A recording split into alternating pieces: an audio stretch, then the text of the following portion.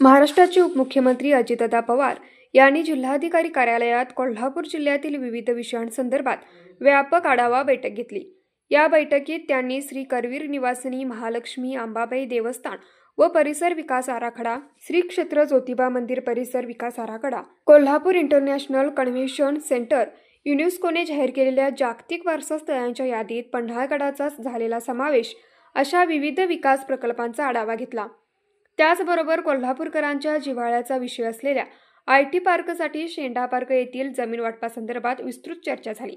कोल्हापुरातील विकासवाडी येथे नवीन cricket stadium उभारणी, संभाजीनगर येथील छत्रपती संभाजी महाराज विभागीय क्रीडा संकुलातील विविध कामे, कोल्हापूर विमानतळ विस्तारीकरणासाठी भूसंपादन, पंचगंगा नदी प्रदूषण मुक्तीसाठी आराखडा तयार करणे, नवीन मध्यवर्ती प्रशासकीय इमारतीचे बांधकाम, छत्रपती शाहू महाराज संशोधन, प्रशिक्षण व मानवी विकास संस्था, पुणेचे उपकेंद्र कोल्हापूर येथे स्थापन करणे असे विविध मुद्दे या बैठकीत चर्चेला आले। राजर्षी छत्रपती शाहू महाराज शासकीय वैद्यकीय महाविद्यालयाअंतर्गत रुग्णसेवेच्या दृष्टीने सुरू असलेल्या बांधकामाची माहिती उपमुख्यमंत्र्यांनी घेतली।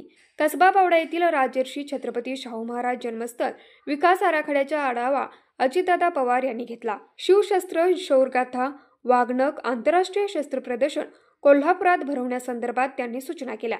त्याचबरोबर राजर्षी छत्रपती शाहू स्मारक ट्रस्ट इमारत नूतनीकरणासाठी आराखडा बनवण्याचे निर्देश उपमुख्यमंत्री अजितदादा पवार यांनी दिले।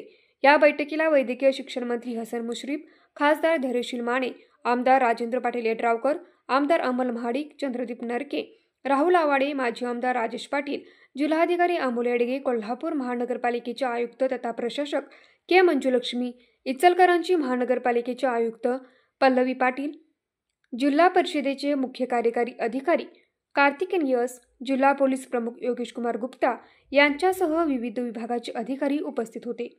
न्यूज मराठी 24 साठी विनोद शिंगे, कोल्हापूर। बाळ, फ्रीजमधून श्रीखंड काढ ना। आम्ही पूर्वी घरीच बनवायचो श्रीखंड, त्याची चवच वेगळी होती। आता काय सगळं रेडीमेड। आजी, हे श्रीखंड खाऊन बघ।